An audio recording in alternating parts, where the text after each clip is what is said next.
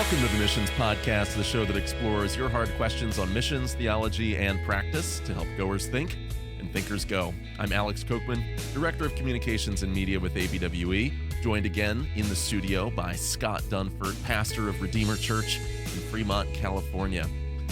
Scott, I'm very excited to dive into today's episode, but before we dive into that, first, if you've ever been blessed by this show, or maybe it's your first time, but you end up having a positive experience with us, go ahead and subscribe and also share the show. But the best way that you can help the show to grow is always by leaving a positive rating and review in your podcast app of choice. And we also want to let you know that if you weren't already aware, we're doing this in video form as well now. If we seem a little bit awkward, it's because, well, now we're not looking at each other on a screen. We're looking directly into the lens, pretending we can see each other, because that's what professional podcasters do.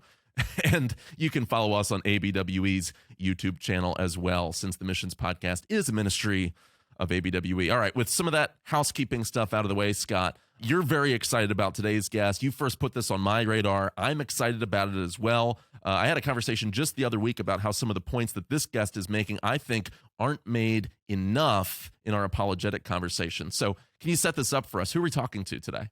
Yeah, so we're excited to welcome someone who I met a few years ago talking about issues going on in Western China with the Uyghurs. But Glen Scrivener is joining us. He's the author of a new book that I think everyone needs to rush out and read. It's probably been my favorite book that I've read this year, and certainly the book that I've recommended others read the most here in 2022, called The Air We Breathe. He's an ordained minister.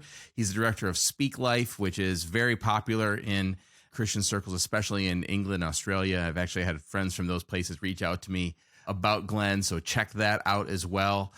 He loves to write about issues related to evangelism and creative communication, especially in non-Christian settings. And so I'm really excited to have Glen on the show. Welcome. Thank you for joining us today, Glen. Oh, thanks for having me, Scott, and thanks for having me, Alex. Glen, I was having a conversation with a friend recently, and I made the point, I think one of the things that we underemphasize in our apologetics, and at the time of this airing of this show, we recently had Josh McDowell on, and so we've gone across the spectrum of different types of apologists on the show, from evidential to very presuppositional to classical. One thing that we don't get into much when we're arguing for the defense of the faith is the history of the growth of Christianity itself and the fruit of the fact that Christ's Spirit is with us doing his work and cultures have been changed. We'll get into some of that, and I think it even comes down to the title of the book. So explain to us why the book is called The Air We Breathe.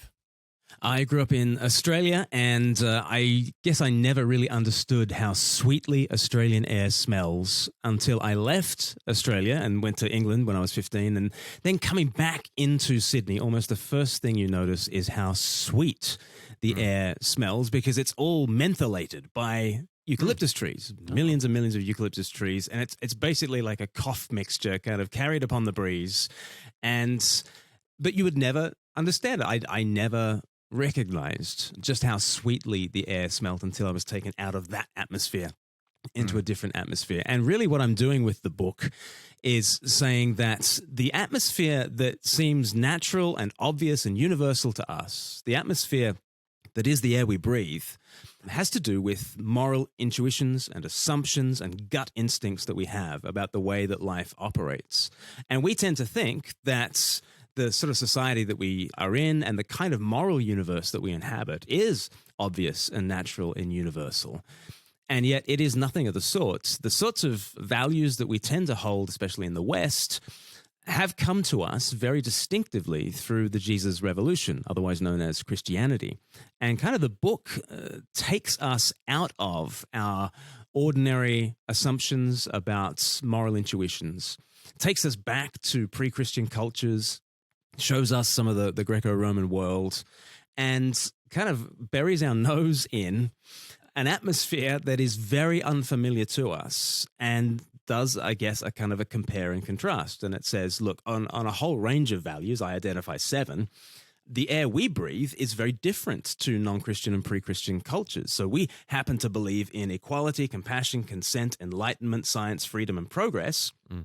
And for the rest of the world, that is largely a kind of a novelty or bizarre kind of, these are bizarre notions.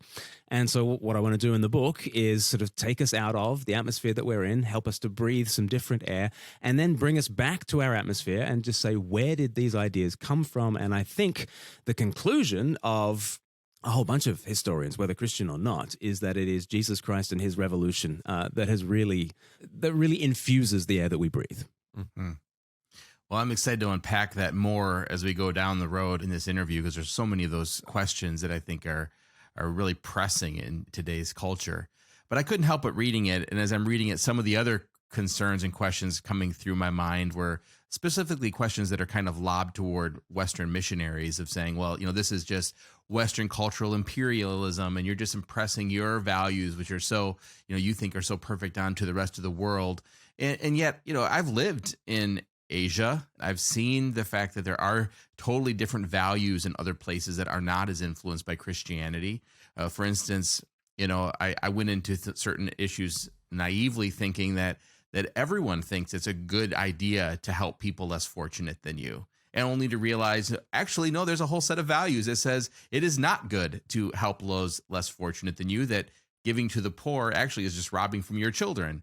And so, that was a shock to me. So how would you say this would be relevant, or is it relevant to those living outside of historical Christendom? Or is this a book that you would say this is primarily for people living in the West? I hope it would be really important for missionaries to do some basic bias training and to figure out that you come from a specific location in time and space, and that the ideas that you have are weird. Joseph Henrich is an evolutionary psychologist at Harvard, and he came up with the acronym WEIRD to describe what Westerners are like. And if you come from the Anglosphere, as I do, then you are Western, educated, industrialized, rich, and democratic. WEIRD. And this is not the way that the rest of the world thinks about things. And while you might prize equality, compassion, consent, and enlightenment, and science, and freedom, and progress, while you might think that these are really obvious and natural things, if you're going to interact with someone cross-culturally, it would be really important, I think, for you to recognize you're coming from a weird place and not to expect agreement on those matters necessarily. And so, I would offer this in a cross-cultural setting as kind of bias training so that we can all figure out how weird we really are. Mm-hmm. Well, we like to keep it here weird on the Missions podcast. Oh, yeah, we're good at that. It's very good. And but one of the lines that you use that I love, and I see where you're going with this, I would put this on a bumper sticker, but I want to give you a chance to unpack it for our listening and watching audience, is that you say that Jesus Christ, and especially his gruesome death, towers over Western civilization. What do you mean by that? Because I think it's very easy to skeptically look at Western civilization now and say, even if there are some of these abstract ideals like progress that you already talked about that might be traceable to the Jesus revolution, it's easy to look at our society now and say, I don't see how the cross of Christ is really influencing much of anything at all right now. So how would you unpack that statement? Goodness. Well, I take a whole book to kind of do that, but you cannot deny the fact that the cross is certainly the most well-known religious symbol, but perhaps it's the most well-known symbol of anything, really. And it represents, to the ancient, it represents a gruesome method of execution, a slow, painful death. It is death by torture. And yet it has come to be seen as a symbol of God's presence in the darkness, of, like hope in painful suffering and redemption. And it's come to be this sort of spiritual idea, the cross. And so that has absolutely been the most extraordinary transformation in people's understanding. I was in Rome just before Christmas, and I went to the Colosseum. And as you're going around, you see all these different implements of torture. But then I came across a cross in the midst of the Colosseum. And even though I'd done all the research for the book, even though I'd had this on my mind for years and years, I saw a cross in the context of the Colosseum. And I thought to myself, oh, the Roman Catholic Church must have put a cross into the Colosseum to remind us of Christ in some way. And then I thought, Glenn, you idiot, you moron. It's not a religious symbol. It's an implement of torture. And the gruesome death that Christ died on that cross was, to an ancient Roman, an absolute nonsense, and a grotesque nonsense at that. The next place I went in Rome after the Colosseum is I went to the Palatine Hill Museum, and there you can see the earliest depiction of the cross. And it's a graffiti, and it's scratched into the wall. Basically, there is a figure on a cross who is meant to be Christ. The figure has the head of a donkey, and by the cross, there is a worshipper with his hand upraised in veneration. And the caption just says, Alexamenos worships his God. And it's just biting satire. And you just get the real sense that for a Roman to look at a cross is to look at just unremitting pain and torture and shame. Sure. And yet for us, it's the most depicted thing in all of art. I mean, to think of death by torture as a proper subject for art is a pretty subversive idea. To think that the one on that cross is God himself is the most extraordinary thing that humanity has ever entertained. It's the most extraordinary idea humanity has ever entertained. And yet we take it as a commonplace now. So here's my argument that the cross towers over civilization. We can walk through art galleries and in the Western art, wing of the art gallery, we can go past dozens of depictions of death by torture, and our only reaction is to go, sacred art. And the picture of that man on the cross has transformed the way we see everything, such that we now prize victims, and we see that there's an inherent dignity to victims, such that equality, we've got this idea that instead of there just being this steep hierarchy of being, no, the one from on high descended right to the gutter to die on that cross, and that we are united, we are equal at the cross. It has transformed all our values. And one of the ways that you can see that it's transformed our values is that we don't notice how weird we are. We don't notice how weird it is to worship a man on a cross. And so that transformation has woven itself into every aspect of Western civilization, I'd say.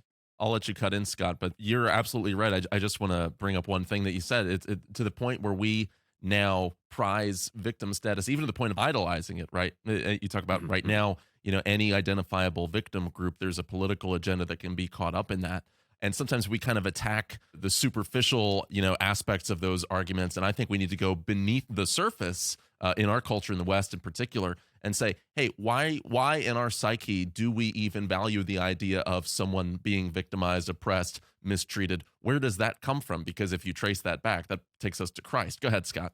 So many thoughts came to mind. The first thought that came to mind as you start talking about how the image of the cross transforms things, I was thinking back to after 9/11 here in New York City, there was some cross beams that formed a cross, and it was all over the news. And in fact, now it's sitting in the museum, not as a symbol of the shame of destruction, but actually people looked at that and said, wow, that's hope. And even non-Christians, saw that in a positive light. And yet to think of how ridiculous that is as a means of gruesome torture and death, but yet Christianity and the power of the gospel has transformed all of that. That's beautiful. Right. You were bringing tears to my eyes as I was thinking about that depiction.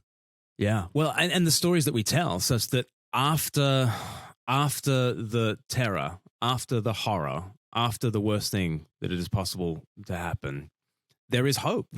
And there is something to go beyond that, and we have that sense in all our storytelling. Let's say, here's another example of how the Christ story has woven itself into modern civilization. Is that we know what ought to happen after there's a death like that. There ought to be a resurrection. Well, who told you there ought to be a resurrection?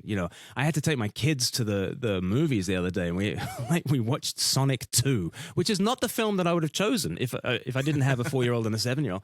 And yet in this film, let's call it a film, in this film, Sonic walks on water. He triumphs through sacrifice. He rises from the dead to bring victory, and there's a happily ever after. And just like the Marvel Cinematic Universe, every story that we tell is now the Christ story. So for people who say that the Christ story is spent or that the influence of the cross no longer holds sway over us, I'd invite them to go to the movies. Yeah, we could go on and on about that.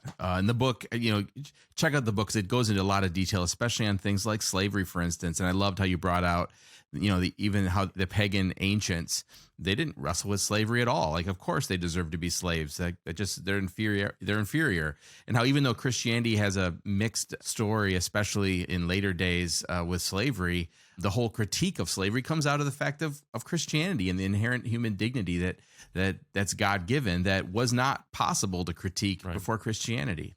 So I want to go to that discussion of paganism, right? That's a hard pivot, but I guess there's a little bit of an introduction.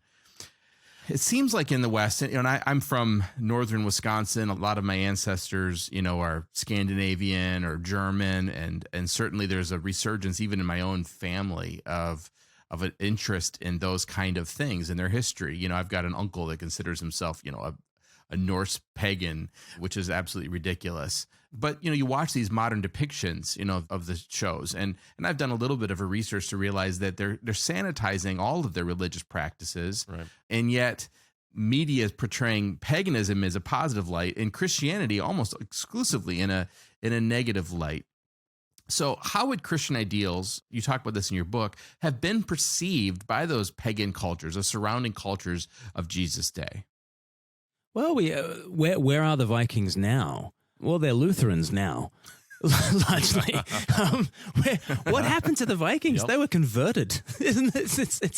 This is one of the great stories that just needs telling over and over and over again. Here is this vicious warlord kind of culture that rapes and pillages its way around Europe. And what happened to it? It was largely these tribes were converted to the way of the cross. It's just the most extraordinary picture. And all of that happened in those dark old days of the medieval period, and it's like, so it goes to show what a PR battle we have ahead of us. The fact that the Dark Ages, the medieval period, is thought of as just such a benighted bloodbath, and that we celebrate Vikings. Well, you don't want to live in Viking society, and you don't want to live in Viking society. Nobody actually does. Maybe like a 17-year-old kind of for 18 months they go through that phase, and they read a lot of Friedrich Nietzsche, and they get into Thor, and they kind of want to go back to some kind of pre-Christian, non-Christian culture. Yeah. They grow out of that pretty quickly. You don't want to live in Viking culture. Well, praise God you don't. And you know why you don't? Because people converted Vikings to the way of the cross, in which violence is utterly subverted, in which the God of heaven suffers that violence and turns the other cheek and gives us peace instead. And Christendom pacified as violent a continent as there has ever been on the planet. Mm-hmm. And here again is another triumph of Christianity that needs to be uncovered, and the story needs to be told. But why don't we have Vikings anymore? The gospel triumphed. Well, and Glenn, we were joking a minute ago about the Marvel Cinematic Universe, and this is an insight from one guest we've had on the show before, Chris Wiley. He has his own podcast, but I like to bring up in company just, to see the reactions, the fact that the Thor movies, and, you might have some Christians that don't want to watch those, and maybe we're, averse to the idea of there being other gods. Of course, those sorts of things all apply. But I like to just throw out the idea, well, Thor's a Christian superhero. And of course, people don't understand that. But think of the pagan Norse god Thor, right? And all that he stood for, didn't stand for, right? Revelry and raw power, those sorts of things that you would associate with that culture, with that religion. Contrast it with the Marvel cleaned up version of Thor is a son sent by a father on a mission who has to learn humility by losing his power, right? There's a kenosis that happens, right? And then finally at the end of it, he's vindicated, he's exalted, and he gets the girl. That is a Christianizing of the ancient myth, right? Even to the point where, well, they're not really gods. They're aliens that live a long time, right? They're godlike. And so it really is the air that we breathe in so many ways. And I think we've got to get out of this idea that comes from kind of the dark underside of Christian fundamentalism in the negative sense, especially in the U.S., where we're so afraid of anything that smacks of something supernatural, or maybe we're so insistent on the things that we believe and hold as evangelicals, as Protestants, that, well, if it's before 1500, if it's before Martin Luther, I don't even want to think about it. And in reality, the Holy Spirit was active in the medieval period, doing things in history, even though the church was flawed then, as the church is still flawed now. But let's shift from Europe, if you don't mind, to a different part of the world, to India. One of Scott and I's favorite guests that we've had on early in the show, so we're talking probably 5 years ago now, was Vishal Mangalwadi, who's written multiple books on similar themes to what you've written. And he talks about how William Carey, who's someone that we've talked about on the show plenty of times, is responsible in some ways for the modern state of India. Why? Because he brought not only the gospel, but also with it the Christian assumption that there's such a thing as progress in history towards a goal, and there can be such a thing as this civilizing effect as people's hearts are changed, right? And yeah, we don't see a Christian India today, but you don't have somebody, a social reformer like Gandhi, without some of those assumptions building their way into the Indian psyche. Is that the kind of thing that you would see happen in a place like that? Do you see that having happened other places historically because of the effect of missions? I love Vishal Mangalwadi as well. He was one of the big influences on my book. I think it was Tom Holland, the historian, who said, he was quoting somebody else when they said, Christianization of the world goes forward via two means, conversion and secularization. And what he means in terms of that secularization is that obviously the idea of the secular is a profoundly Christian idea. Okay, it's as the BJP in India is teaching us, as Erdogan in Turkey is teaching us, the idea of a secular Turkey or a secular India is not natural. It's not natural to the Hindu mindset. It's not natural to the Muslim mindset. If I could just cut in real quick, too, the word secular comes from the Latin seculum, which just means this age, basically, right? It doesn't mean atheistic. Right. People think it means atheistic. It just refers to really the fact that we live in this present age, between the already and the not yet, waiting for Christ to come. And so what are we supposed to do in this age? And there's certain pursuits that we're supposed to do all these things for the glory of God. I mean, that's really the historic root of the idea of secularism, if I'm following your train of thought. Yeah, and what a gift to the world. You start with Christ saying, give to Caesar what is Caesar's, give to God what is God's. And Augustine picks that up, and he's got the city of God and the city of man. And he sort of plants those seeds from Matthew's gospel into the heart of those dark old days called the Dark Ages, the medieval period. And it comes to a spectacular bloom in the 11th, 12th century with the canon lawyers in medieval Christendom that come up with these developed theories about the seculum and the sacred, right? And it's a wonderful gift to the world because what it says is you don't have to propitiate the gods like Monday to Friday. You don't have to go and burn incense to that god or offer a little, offering at this temple or pray to the river god. Or Christ, by his once-for-all sacrifice, has cleansed the world of evil, and it is a fit place for a Christian to be and to live a holy life, because all we need is the Holy Spirit within us. We don't need the religious rituals to constantly cleanse us, and we don't need to abstain from this world. We've been given the Holy Spirit to sanctify us, and that sends us out into the secular world to enjoy it and steward it and have dominion over it. So this idea of the secular is a beautifully Christian idea that has deep gospel roots. And it was brought to India and it was brought to Turkey. It was kind of forced on Turkey in many ways. And what we are seeing, both in India and in Turkey, are political forces that are saying, this is just a Western thing. So it doesn't work without Christianity, just like democracy didn't work in Afghanistan without Christianity, because it turns out you need a church, you need the sacred in order to have a secular.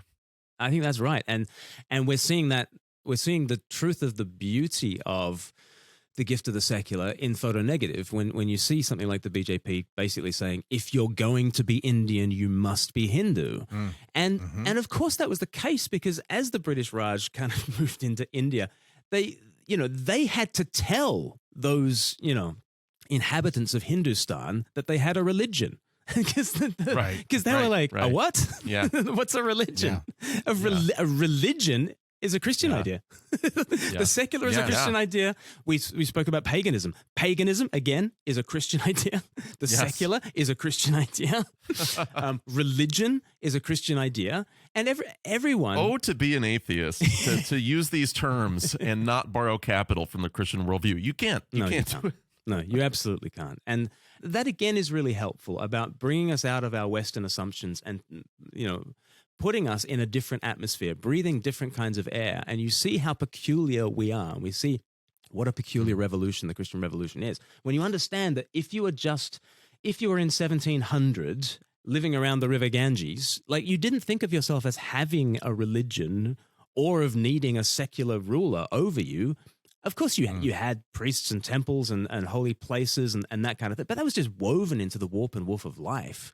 And it was just part of being a good, member of that society.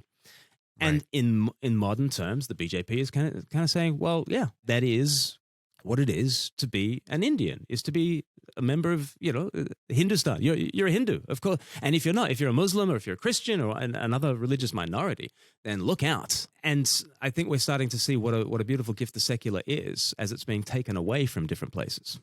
So what does progress look like when Christianity is removed from the picture? Oh, man. Well, you've got that practice of sati. I don't know if I'm pronouncing that correctly, but the widow being burnt on the funeral pyre of her husband. There's that famous story of a British general being taken, quick. There's a woman about to be, burned on the funeral pyre, and all the people in the village were saying, well, this is just our religion. This is part of our cultural practice.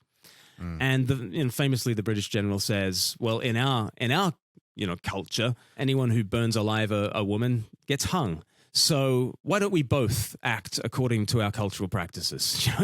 If you want to burn her, I've got the gallows. And and so what does progress look like? I think it's hard to find someone who doesn't think it's progress to stop the burning of widows. But then how is that not cultural imperialism? Well, it turns out we've all got values, and it turns out there's always a highest value, and everybody's always assuming something to be God. And I guess with the compare and contrast, you just want to say, look at Jesus again, because in him you have a God unlike any other. Yeah, it's so powerful, and we can apply that to almost every one of these, one of these problems. And that kind of leads to this next question about defensiveness.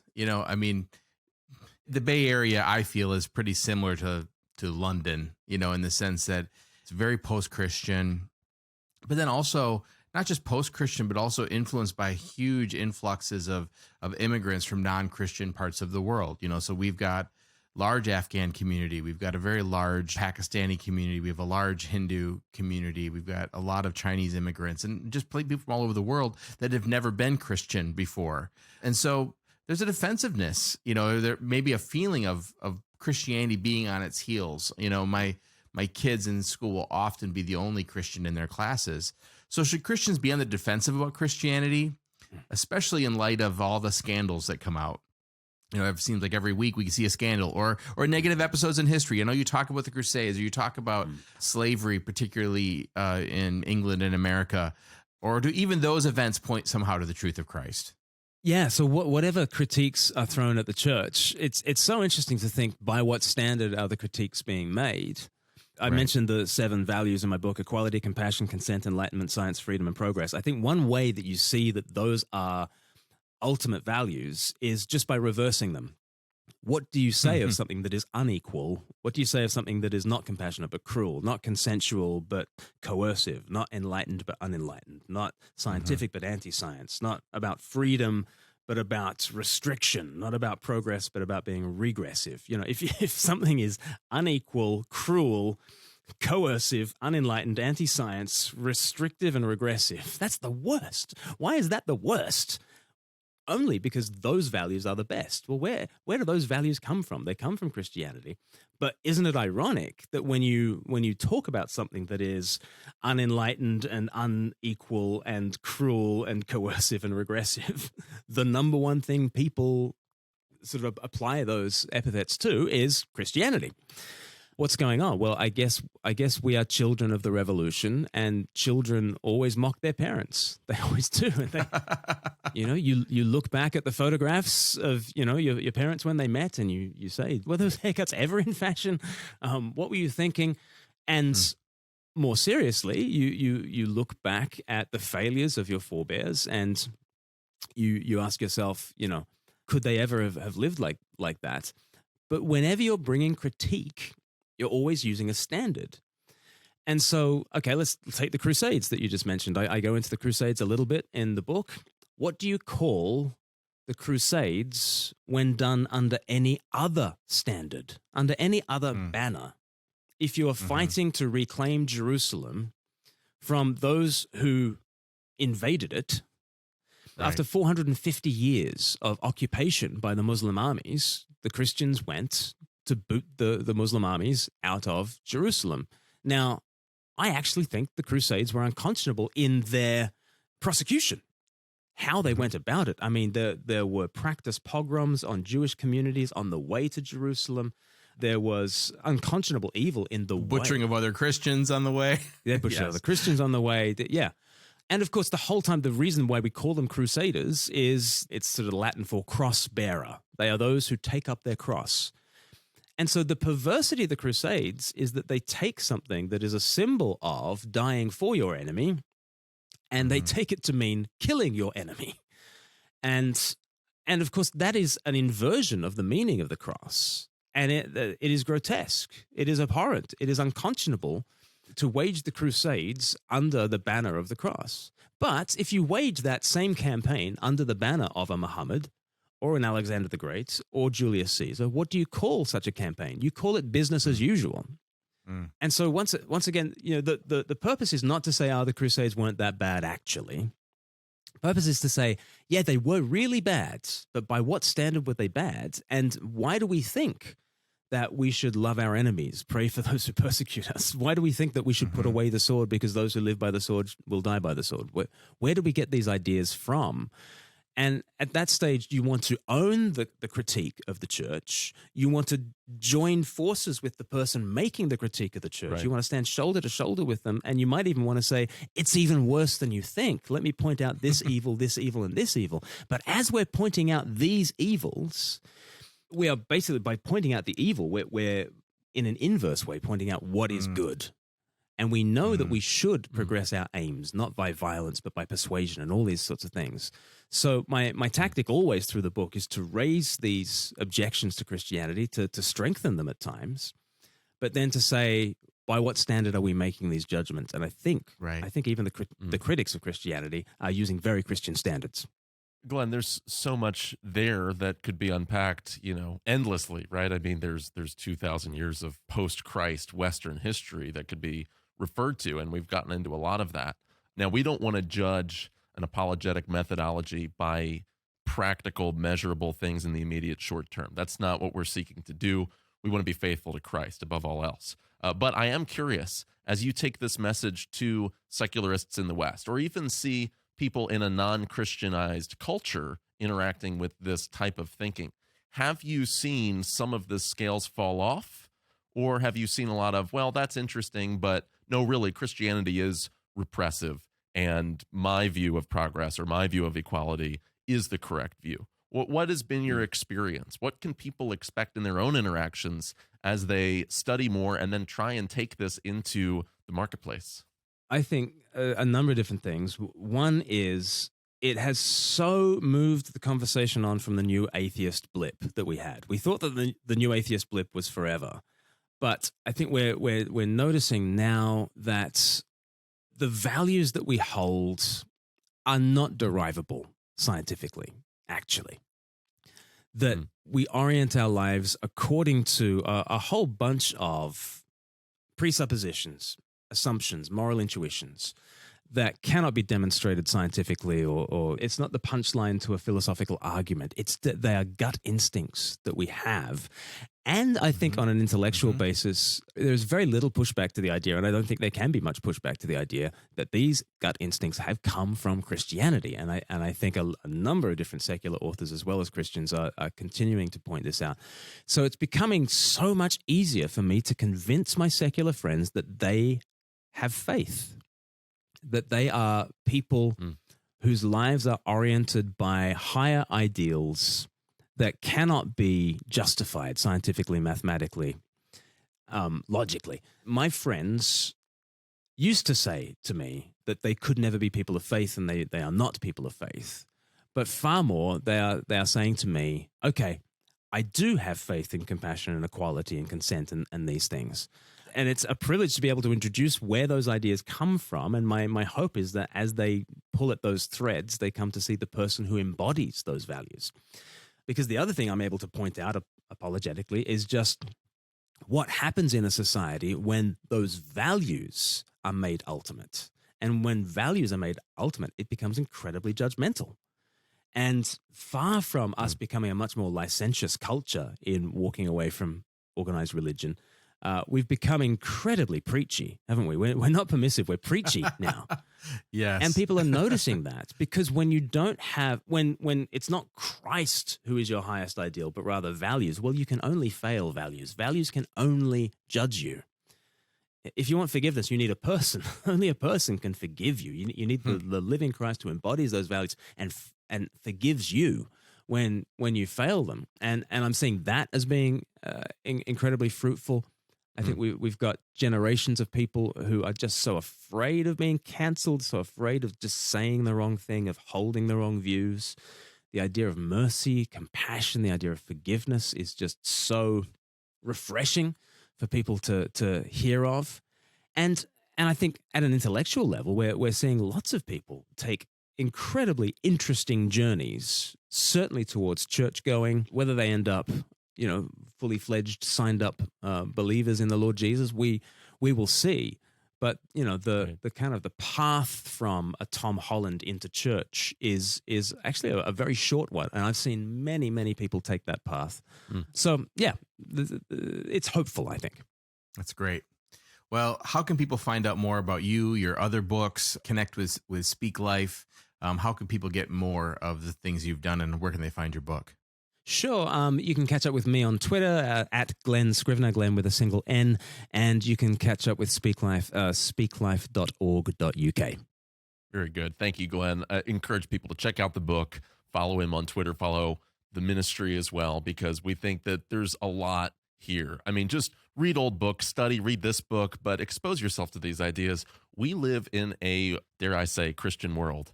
Not as Christian as it needs to be, but more Christian than it would have been 2,000 years ago, or even 1,000 years ago, 500 years ago, right? The Great Commission is happening, and it's bearing fruit. We ought to rejoice even in the dark days that we live in. So thank you for watching or listening to the Missions Podcast. The Missions Podcast is a ministry of ABWE.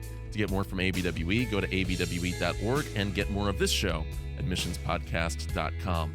If you believe in the show, you can support us and partner with us at missionspodcast.com/support. Of course, do all the other fun podcast things too, sharing, telling a friend, and leaving a positive rating and review. And you can direct any questions that you have, any questions for Glen, as well as ideas for future shows, to alex@missionspodcast.com. We love hearing from you. And so until next week's show, thanks for watching or listening to the Missions Podcast.